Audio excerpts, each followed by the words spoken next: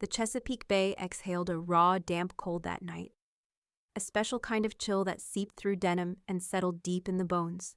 Rain fell in relentless sheets over Baltimore, turning the cobblestones of Fells Point into slick black mirrors that reflected the bleary neon of tavern signs. The deluge sluiced grime from the gutters, carrying it in murky rivers that eddied around the worn-out sneakers of a boy who had long ago forgotten what it felt to be dry. His name was Leo, and at 16, he was an expert in the art of being invisible. Cold, hungry, and folded into the shadows of a brick alley behind a shuttered seafood restaurant, he was a ghost haunting the edges of a city that had erased him. He pressed himself against the rough wall beside a dented dumpster, his thin hoodie offering no defense against the storm. Thunder cracked overhead, a sound so immense it seemed to shake the very foundations of the historic buildings around him. To the few hurried figures who scurried past the alley's mouth, umbrellas held like feudal shields, he was nothing more than a flicker in their peripheral vision, a piece of the urban decay they chose not to see. But this night was different. This was the night the universe, in its strange and inscrutable way, had decided to look directly at him. This was the night he would become the unlikely hero in a story that would echo through the city's streets and leave its toughest residents weeping. Before we follow Leo into the heart of that storm, take a second. If you believe that a single act of courage can change the world, that everyone deserves a second chance, and that true character is revealed when we do the right thing with no one to applaud us, then show some love by liking the story. Share it with others and subscribe for more tales that prove the flame of human decency has not been extinguished. Let's amplify the stories that give us all a reason to hope. Leo had been navigating the treacherous currents of street life for more than a year. His mother, the one source of warmth in his world, had been stolen by a swift and merciless illness when he was 14. His father, a man already hollowed out by life, had collapsed under the weight of his grief, turning to the bottle until he simply drifted away, leaving Leo utterly alone.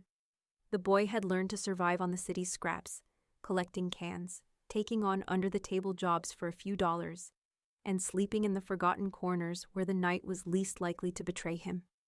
Each day was a brutal cycle of gnawing hunger, biting cold, and the low-humming dread that was his constant companion. Yet buried deep beneath the layers of grime and desperation, a resilient spark remained within him, a core of goodness that the city's harshness had failed to corrode. On this particular tempestuous evening, as Leo foraged for discarded food near the alley, his attention was snagged by a commotion spilling from a corner bar. The sound of angry, slurred voices sliced through the drumming of the rain. He saw a large man, broad-shouldered and powerfully built, standing his ground against three younger men. They were circling him like hyenas, their laughter sharp and cruel, their movements fueled by cheap liquor and a festering aggression. The older man was a black man, with a shaved head that glistened in the rain and a thick graying beard. He wore a heavy leather vest, the kind bikers wore, with patches and insignia Leo couldn't make out in the dim light. He was clearly trying to de-escalate, holding his hands up in a gesture of peace and attempting to walk away.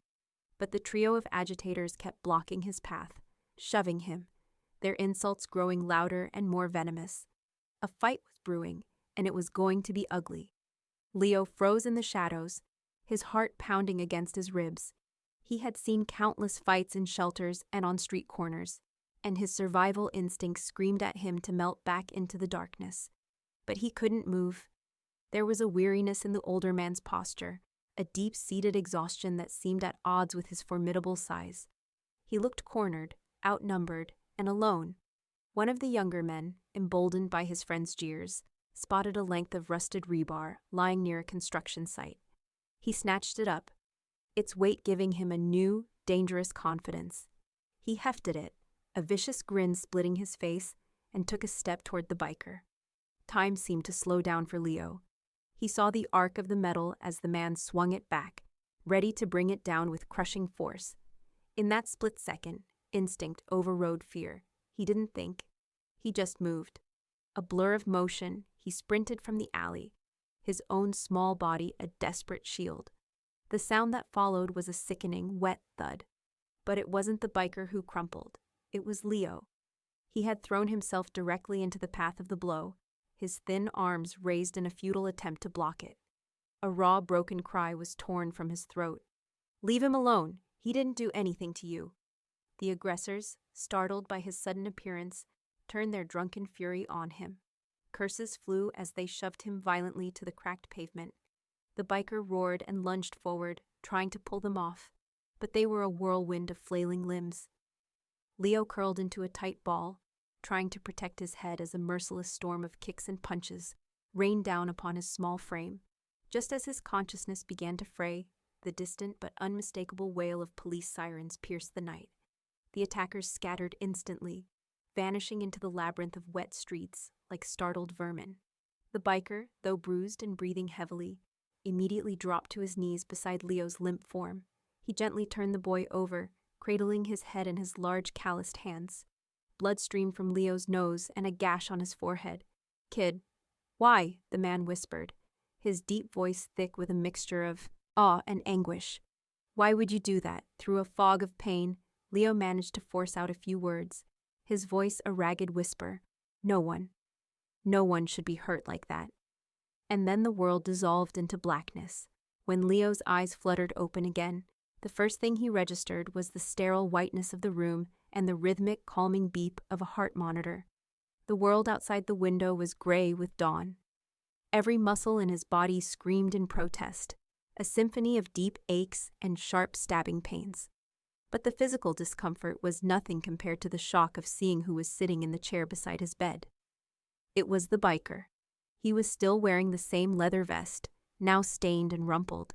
His eyes were bloodshot, etched with exhaustion and worry. He looked as if he hadn't slept at all. "Hey," the man said, his voice a low, gentle rumble. "You're awake." He leaned forward, his expression softening. "My name is Marcus. You saved my skin back there, kid. You saved my life." Over the next few days, as Leo recovered in the hospital, Marcus never left his side for long. He brought food, magazines Leo had no interest in reading, and sat in quiet vigil. Slowly, haltingly, Leo's story came out in fragments. He spoke of his mother's smile, his father's disappearance, the endless nights on the streets of Baltimore, the constant hunger, the profound loneliness that felt like its own form of starvation. Marcus listened without judgment, his gaze steady and patient. Within the biker's heart, a place long fortified by a hard life and past regrets, something began to shift. He saw in this scrawny, battered boy a reflection of his own younger self, a kid full of fire and a misplaced sense of loyalty, before the world had tried its best to beat it out of him. He saw an innocence that had somehow survived the city's cruelest streets. When the day came for Leo to be discharged, the nurses handed him a small bag with his washed clothes and a pamphlet for a local youth shelter. But Marcus stepped in, placing a firm hand on the boy's shoulder. "He's not going back there," he stated, his voice leaving no room for argument. He was taking Leo home. Marcus's home was on the industrial outskirts of the city, a small, unassuming brick house attached to a cavernous garage. The air inside was thick with the scent of motor oil, welding flux, and old leather. The space was a temple dedicated to motorcycles. Gleaming chrome engines sat on workbenches, bike frames in various states of assembly were suspended from the ceiling, and tools of every imaginable size and shape hung in perfect order on the walls. For Leo, who had spent the last year sleeping in abandoned buildings and under bridges, the place was a palace. It was quiet. It was safe. Life with Marcus was a revelation. For the first time in over a year, Leo had a real bed to sleep in, 3 warm meals a day, and someone who would look him in the eye and ask how he was doing. He began to help around the garage, tentatively at first, then with growing confidence. He cleaned greasy parts until they shone, organized sockets and wrenches, and slowly began to learn the intricate mechanics of the bikes Marcus so lovingly restored. There was an unspoken tenderness in their interactions. Marcus would guide Leo's hands, his gruff voice explaining the function of a carburetor or the proper tension for a drive chain, the instruction masking a deep, burgeoning affection. A quiet, paternal bond began to form between the hardened biker and the homeless boy who had taken a beating for him. But in a city like Baltimore, a story like theirs couldn't stay hidden for long. Whispers began to circulate through the neighborhoods about the tough-looking biker from the outlaw club and the street kid he'd taken in. One afternoon, a young woman with a notepad and a press pass showed up at the garage. She was a reporter for the local paper, and she wanted to hear about the heroic kid who had saved a member of the notorious Iron Crusaders motorcycle club. Marcus was wary of the attention, protective of the fragile peace he and Leo were building. But the story was too compelling to be contained. It spread like a brush fire. The local news station ran a segment, complete with a grainy security camera still of Leo's small figure, standing between Marcus and his attackers. Soon, social media seized the narrative. A photo of the slight boy standing next to the towering, leather-clad biker went viral. Suddenly, the entire city, and then the country, seemed to care about Leo, the invisible boy who had shown unimaginable courage to protect a complete stranger. The world, it seemed, was finally watching. However, not all the attention was positive. The newfound fame cast a complicated shadow over their lives. Some people in the community muttered that it was a stunt, a calculated play for sympathy and money. Online, anonymous trolls left cruel comments, sneering that a street kid was just a future criminal and didn't deserve any praise. Leo felt the shift in the air. Marcus had enrolled him in the local high school, a daunting prospect after so much time away. Walking down the hallways, Leo could feel the stares, hear the whispers that trailed in his wake. He was no longer invisible, he was a spectacle. He didn't understand the cynicism, the instinct to tear down something good simply because it was unexpected. One evening, after a particularly rough day at school, he confessed his confusion to Marcus. The older man listened patiently, wiping grease from his hands with a rag. He looked at Leo, his expression serious. "Let him talk, kid," he said, his voice steady. "People will always have something to say. What matters, the only thing that ever really matters, is what you do.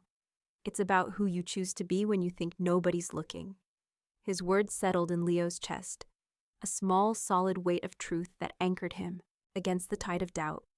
A few weeks later, as autumn began to paint the leaves in hues of rust and gold, the unexpected happened. The phone in the garage rang late one evening. Marcus answered, his conversation brief and cryptic. He listened intently, nodding, his responses consisting of little more than "yeah" and "we'll be there." When he hung up, he turned to Leo, a strange, unreadable expression on his face. "Get your jacket," he said. "We're taking a ride." They climbed into Marcus's old pickup truck, the rumble of its engine a familiar comfort. They drove out of the city, away from the familiar grid of streets, and into the rolling countryside of Baltimore County. As they rounded a long, sweeping curve in the road, Leo saw it. At first, it was just a collection of lights in a vast, open field. Then, as they drew closer, the lights resolved into hundreds, perhaps thousands, of headlights. An ocean of motorcycles was parked in neat rows, their chrome glinting under the powerful floodlights that had been set up. The air vibrated with the low, collective rumble of idling engines, a sound like distant thunder that you felt more than heard. Men and women, all clad in leather vests, stood in silent formation, waiting. On the back of every single vest was the same patch, the fierce, eagle-like emblem of the Iron Crusaders. Leo's eyes widened in disbelief, and a jolt of fear shot through him. Marcus saw the look on his face and reached over, giving the boy's shoulder a firm, reassuring squeeze. "Word got out," he said quietly, his voice filled with a profound emotion Leo couldn't quite decipher. "About what you did. For me. For one of us." He paused, gesturing with his head toward the silent army. They all came. When Marcus parked the truck and they stepped out into the cool night air, a deep, expectant silence fell over the massive crowd. The idling engines were cut one by one, until the only sound was the chirping of crickets in the tall grass. Then, in a gesture of profound deference, the bikers began to remove their helmets, holding them at their sides. A path cleared through the center of the crowd, and a man with a long, braided gray beard and an authoritative presence stepped forward. He was the club's president. He stopped a few feet from them, his eyes, weathered and wise, fixed on Leo. His voice, when he spoke, was deep and resonant, carrying across the field with an easy power. "This kid," he declared, his voice booming with emotion as he gestured toward Leo. "This boy right here did something most grown men would run from. He saw one of our brothers cornered, and he didn't hesitate. He put himself in the line of fire for a stranger." He let the words hang in the air, his gaze sweeping over his silent members. That kind of courage, that kind of heart, it doesn't go unrecognized. It deserves to be honored. What happened next was a moment that would be seared into the memory of everyone present. On a signal from their leader, every single biker in the field simultaneously fired up their engine. The unified roar was a physical force, a deafening, soul-shaking crescendo that made the very ground tremble beneath Leo's feet. They formed a massive, living circle of chrome and leather around Leo and Marcus, their headlights creating a brilliant arena of light in the darkness. The leader then did something that caused a collective gasp to ripple through the onlookers who had gathered at the edge of the field. He unzipped his own vest, a sacred object in their world, earned through years of loyalty and brotherhood, and removed it. He walked to Leo, and with a reverence that was almost ceremonial, he gently placed the heavy leather vest over the boy's slender shoulders. It was far too big, hanging off him like a cloak. "From this day on," the leader said, his voice thick with emotion, "you're not alone. You have family. You have us." Overwhelmed, Leo could no longer hold back the flood of emotion. Tears streamed down his face, hot and silent. For a boy who had been defined by what he had lost, who had spent so long feeling utterly invisible, to be seen and claimed by this intimidating army of men and women was an experience too powerful to contain. Even Marcus, the stoic, unshakable biker, had to turn away, his own eyes glistening. The crowd of townspeople who had come to watch stood in stunned silence, many of them openly weeping. The roar of the engines swelled again, not as a threat, but as a salute, a thunderous heartbeat of unity that echoed for miles. News crews, alerted to the unusual gathering, arrived just in time to capture the incredible scene. The story, already a local phenomenon, exploded onto the national stage. Donations began pouring in for Leo's future education, for the homeless shelters in Baltimore, for youth outreach programs. The city itself seemed to wake from a slumber of indifference. Schools organized food drives, churches opened their doors wider, and local businesses started initiatives to help the unhoused. For the first time, it felt as though people weren't just talking about compassion, they were actively practicing it. And the catalyst for it all was a 16-year-old boy who had refused to look away when someone else was in pain. Months later, Leo stood outside his high school, the chill of the morning air sharp against his cheeks. He wore the Iron Crusaders vest proudly over his hoodie. The emblem on the back was no longer just a symbol of an outlaw motorcycle club. For him, it was a crest of family, a testament to second chances, a beacon of hope. Marcus leaned against his truck across the street, watching, a rare, gentle smile hidden beneath his beard. In saving Leo, he had inadvertently saved a part of himself he thought was long dead. He had found a reason to believe again, a purpose beyond the rumble of an engine and the lonely freedom of the open road. The years that followed were transformative. Leo grew, not just in height, but in confidence and character. He excelled in his studies, worked weekends at Marcus's garage, and dedicated his free time to volunteering at the same shelters he had once sought refuge in. He understood their residents' quiet desperation in a way few others could. When he turned 18, the mayor of Baltimore invited him to be the keynote speaker at a citywide community action summit. Standing on a brightly lit stage, looking out at a sea of expectant faces, his voice trembled slightly at first, but then grew strong and clear. "You don't need a fortune or a title to change a person's life," he told the crowd. "Sometimes all it takes is the courage to see them, the courage to care." Later that night, he and Marcus rode side by side on the highway leading out of the city, their motorcycles thrumming in perfect harmony. With the wind whipping past and the infinite canopy of stars overhead, Leo felt a profound sense of peace settle over him. He was no longer the lost, invisible boy shivering in an alley.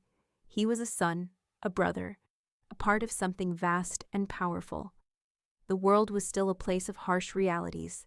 He knew that better than most. but he had also discovered its capacity for breathtaking beauty, for redemptive kindness. You just had to be willing to look for it. If this journey of a boy and a biker touched your heart, please take a moment to like this video, share it with anyone who needs a reminder that hope can be found in the most unexpected places, and subscribe to our channel. Your support allows us to continue sharing true stories that celebrate the enduring power of the human spirit. And before you go, leave a comment below. What is one act of kindness you've witnessed that reaffirmed your faith in humanity? Your story could be the spark that inspires someone else today. As the engines of 1,000 bikes had once thundered through the night, people had come out of their homes, not in fear, but in awe. Old men had taken off their hats in respect. Mothers had pulled their children closer, not to shield them, but to have them bear witness. And somewhere in that sea of headlights and leather, a once homeless boy had smiled through his tears, because for the first time in his life, he knew he was home. He had proven, beyond any doubt, that even the smallest act of defiant compassion could illuminate the world's darkest corners. And in that gritty, resilient city, forever changed by the heart of a single boy, the roar of a motorcycle engine had become the undeniable sound of hope itself.